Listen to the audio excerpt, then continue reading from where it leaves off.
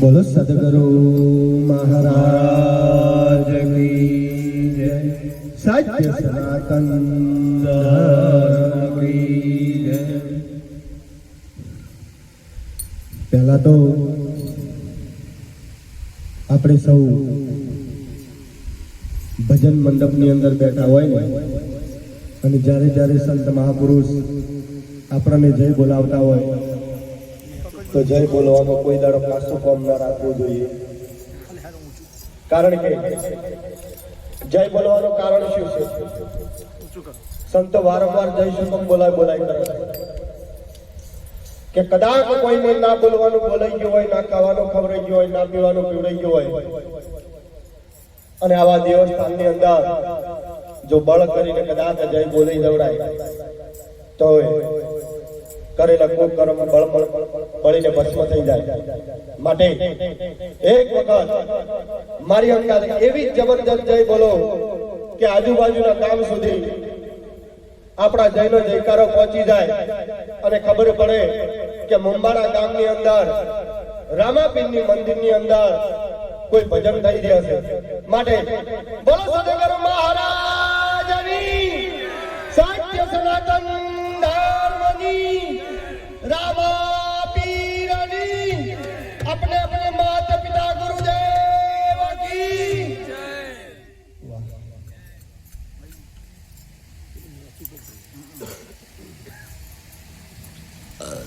આજે પુણ્યશાળી એવી ધરા મુંબારા ગામની ધર્મ ધરતી ઉપર ભક્તરાજ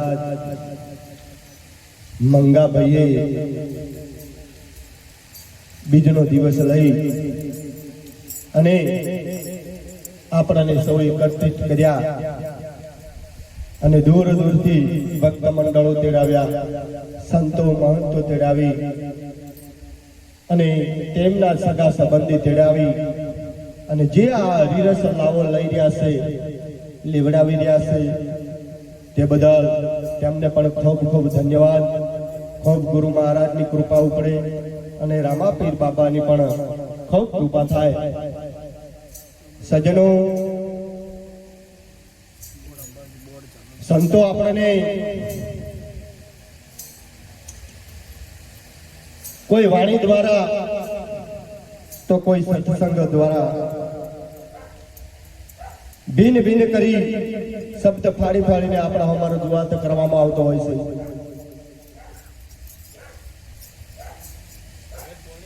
જ્યારે જ્યારે મહાપુરુષ સત્સંગ કરતા હોય, વાણી બોલતા હોય, ત્યારે ત્યારે જો આપણે પૂરું ધ્યાન રાખીને આપણે એ વાતને સમજવાની કોશિશ કરશે તો જ સમજાશે।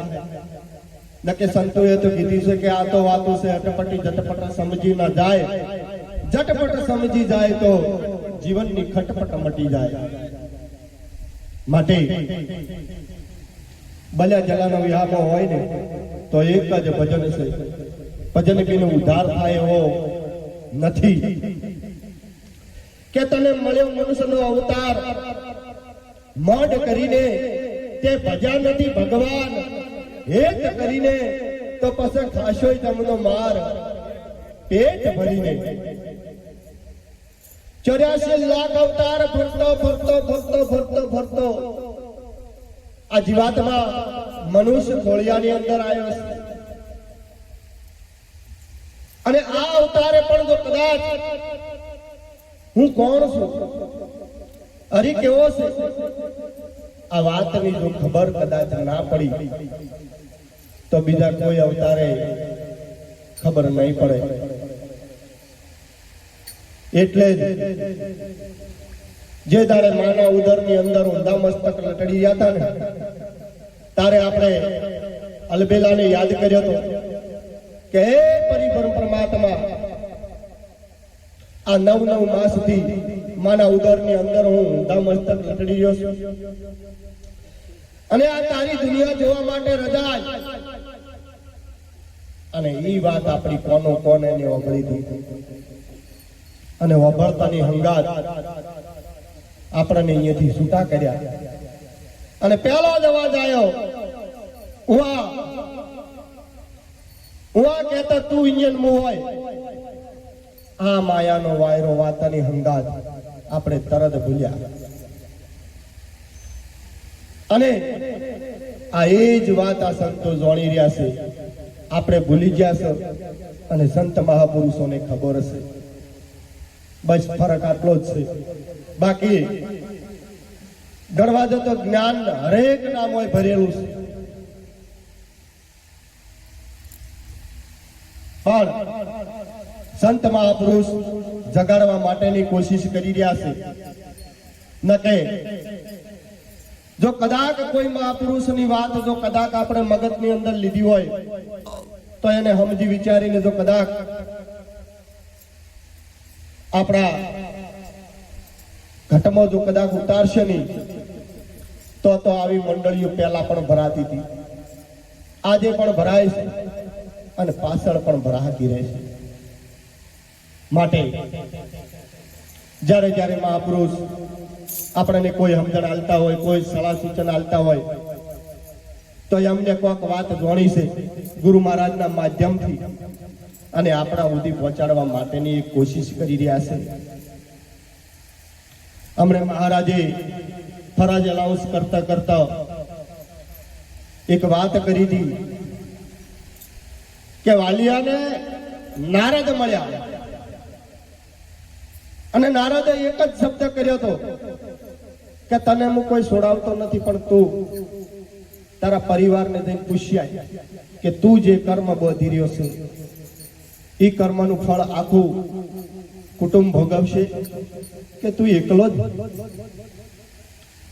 અને ઘરે જઈને જ્યારે વાલ્યો પૂછવા ગયો અને બધાને પૂછી વાત કરી તો કોઈએ જવાબદારી નથી લીધી વાલિયાને કીધું કે અમે ચાહો તો એમાં ભાગ પડાઈ શકાય એમ નથી માટે નર હોય કે નારી હોય જેને કર્મ કર્યું છે શુદ્ધ કે અશુદ્ધ તો પરિણામ જાતે જ ભોગવવું પડે છે એક ના એક દાડો એ પરિણામનું ભોગીદાર થવું પડતું હોય છે અને આટલી જ વાત નારદે સમજાઈ દી અન્યાય વાલ્યો મટી ગયો વાલ્ય મટી ગયો ને વાલ્મીક ઋષિ થઈને આ જગતના સોપડે સડી ગયા તમારા મારા વચ્ચે આ પ્રેરણા છોડતા ગયા સંત મહાપુરુષ જેના જેના ઇતિહાસો બંધાણા છે તમે વિચાર કરો કે રાજા હરિચંદ્ર 92 લાખ માળવાના ધણી આપણે તો એક બંગલો હોય તો જમીન ઉપર પગ નહીં ઠેરતા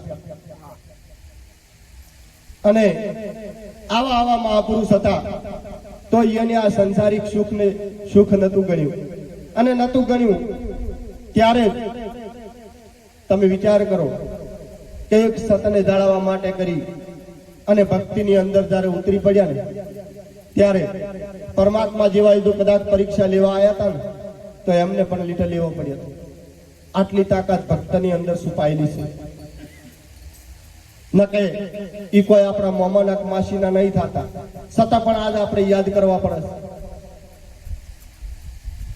બૈરો વેસવો પડ્યો છોકરો વેસવો પડ્યો અરે એને જાતને વેસાઈ જવું પડ્યું પણ જે ગુરુ મહારાજનો મંત્ર આલ્યો હતો અહીંયાથી હટ્યા નતા અને આજ આપણે જણી જણી વાતની અંદર પ્રતિજ્ઞા લીધેલી હોય હરેકના માટે હું તો કહું છું કે કોઈ ખોટું ના લગાડતા લગાડો તો હળવું લગાડવું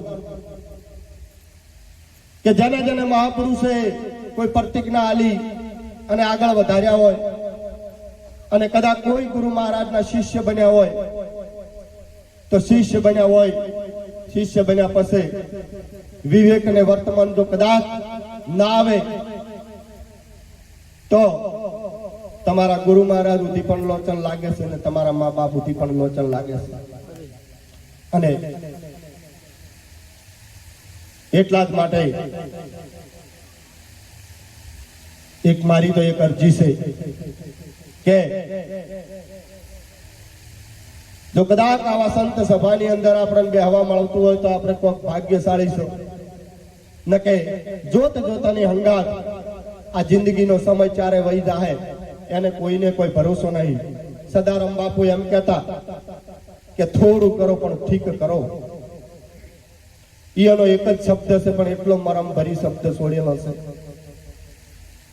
માટે હરેકને મારી એક વિનંતી છે કે જેટલું કરો એટલું સાચું કરજો અને કોશિશ નહીં કરો તો કોમ નહીં આવે. મહાભારત આપણું જાગૃત છે કે મહાભારતની અંદરમાં એક જ શબ્દ ખાલી ધર્મને કર્યો હતો કે ધર્મ અસ્વસ્થતામાં મરણો, અસ્વસ્થતામાં મરણો, આવી વ્યાખ્યા બહાર ફોડવામાં આવી હતી. અને ધર્મને જઈને વાત કરી કે આ વાત મારી થાય રહી હાચી છે કુડી કે પ્રભુ મેં વાપર્યું હતું કે અસ્વસ્થતામાં મરણો, એવી વાત તો મેં વાપરી હતી નરવાર કુંજરવા, પણ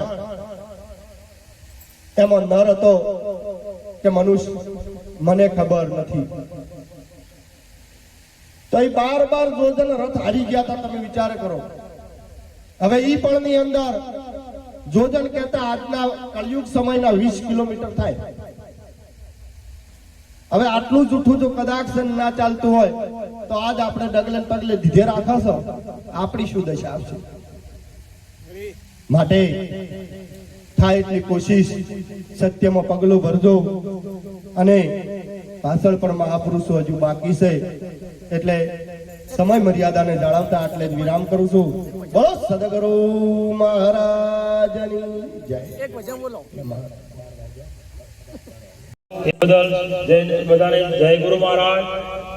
હવે આપણે તો આપણા મંદિરમાં આયા, આઈને હેડ્યા વળી પાછા આયા કે આજ તો કે મારે તમાકુનું વ્યસન છે કે આજથી મૂકી દેવું છે. તો એમને મેં કીધું બહુ ધન્યવાદ છે તમને. જો તમે આ તમાકુનું વ્યસન કરો, જો મૂકતા હોય તો તમને ખૂબ ખૂબ ધન્યવાદ. અને એ વ્યસન કરવા માટે આપણા પોતાના માટે ઉપરથી પૈસા બચવાના અને આપણું શરીરે બચવાનું. અને તમે જોજો વ્યસનોને જે પડીકા ઉપર તો ટોપું લખેલું જ છે કે ઓનાથી કેન્સર થાય. જો તો વિમલ લો કે તમાકુ લો, ઉપર ચિત્ર દોરેલું જ છે કે ઓનાથી કેન્સર થાય છે. અને જો બીજું એક ખાસ, આ મહિલાઓ પણ આવા વ્યસન કરવા માંડી છે. જે નાની છોકરીઓ છે, પછી આ મોટી બહેનો એ પણ અત્યારે તો વિમલો તમાકુ ખાતી હોય છે વઠા. હું ઘણી વાર જોઉં છું. તો મહેરબાની કરીને જે કોઈ પણ એ વ્યસન હોય તો વ્યસનથી દૂર રહેજો. અને લાભ આપણા માટે જ છે. જો કંપનીઓ વાળા તો ઉપર લખીને જ આવે છે કે ઓનાથી ભયંકર કેન્સર થાય છે. હાલ ઘણી જગ્યાએ આપણા ગુજરાતમાં તો હાલ પહેલો નંબર આવ્યો હતો કેન્સરમાં. એટલે મહેરબાની કરીને જે પણ પ્રકારનું કોઈને કોઈ પ્રકારનું વ્યસન હોય તો દૂર કરજો. એ બદલ હું બધાને કહું છું કે વ્યસન દૂર કરજો.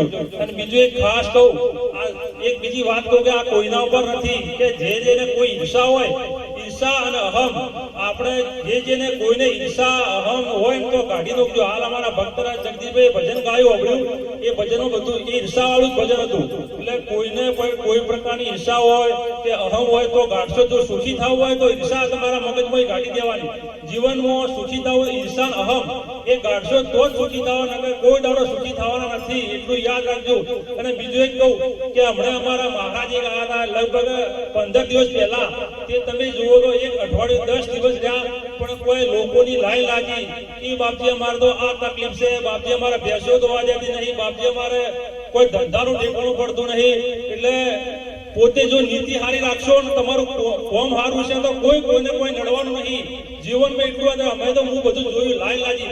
એક ભાઈ તો વળી રાતી 10 વાગે 12 વાગે તો મહારાજના પગ દબાવો, એટલે ઘેર મા બાપના પગ દબાવો કે શું કાંઈ બીજા કોઈની સેવાઓ કરો. એ તો તમે વિચારો, પોતાના મા બાપની તો સેવાઓ કરતા નહીં ને બીજા આવ્યા તો ગોળ બાપજી આવ્યા. પણ બાપજીનો તમે જુઓ તો ખરા, તો બાપજી શા માટે કરે? કોઈનું કોઈ નથી. પૈસો માટે હું આવે છે. જીવનમાં યાદ રાખજો, પૈસા સિવાય બીજું કોઈને કોઈ દેખાતું નહીં. એટલે હું તો ખાસ કહું છું, કોઈ મનમાં ના રહેતા, કોઈના ઉપર નહીં. આ દરેકના માટે હું કહું છું. મેં જોયું એટલે કહું, એટલે પોતાના મા બાપની સેવા કરો. જો જે આપણું મા બાપ જ છે, મા બાપની સેવા કરશો તો સુખી થાવ. આ મારી પોતાની જ વાત કરું. મેં મારા બાપાની 1 મહિનો સેવા કરી હતી તો મારે એકદમ ગુરુ મહારાજને બહુ મને ખૂબ આપી દીધું છે. અને મેં એટલી નીતિ ચોખ્ખી રાખી. અત્યારે બસોમાં મારું આશ્રમોથી લોકો મને બહુ યાદ કરે. અમે હમણાં 4 દિવસ પહેલા અમે બપોરે જ્યાં હતા આશ્રમ, તો આ મફારો મહારાજને પૂછ્યું કે કેટલા હોને, એટલે નીતિ ચોખ્ખી રાખો. મેં બહુ સેવા કરી છે મારા બા બાપની અને મારા બાપાની. 1 મહિનો મેં સેવા કરી હતી તે મને હાલ બહુ સુખ મળ્યું છે. મને મહાદેવ અને ગુરુ મહારાજને મને બહુ સુખી કર્યો છે. અને ગુરુ મહારાજની સેવા બહુ ભાવથી કરું છું અને મહાદેવની કરું છું. બસ આટલી કઈ મારી વાણી વિરામ આપું છું. બોલો સદગુરુ મહારાજની જય.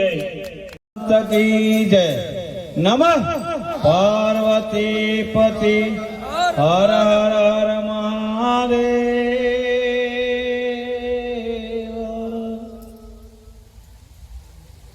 આજનો આપણી મોંબાણાની પવિત્ર ભૂમિ ખરેખર આ ધર્મ ધરા અને આપણા રામાપીના મંદિરના પટોંગણમાં અમારા ભક્તરા જેવા મંગાભાઈ આજનું એક સુંદર આયોજન કર્યું. અમને પણ એક ગર્વ છે. એ અમારા ગામમાં પોતે બે ઓળા હોય બરાબર. એમનું ખરેખર અમને તો પૂરી ખબર જ નથી કે આ મેન આયોજનમાં અહીંયાનું છે. એટલે આમ તો અમારે એમનું સન્માન તો કરવું પડે. એટલે હવે અમે કોઈ સાલતો લાયા નથી તો હવે મંગોજી આપણે સભા મંડપમાં આવે અને અમે ફૂલની પોખડીથી એક સાલ સ્વરૂપ એમનું મારું ભક્ત મંડળ એમનું સન્માન કરે એવી પણ અમને એક ખરેખર ગૌરવ કહેવાય. એટલે મંગોજી જો હોય તોથી અહીં આવે સભા મંડપમાં આપણે એમનું સન્માન કરી પછી આગળ અને એક હાર પણ લેતા આવજો હોય તો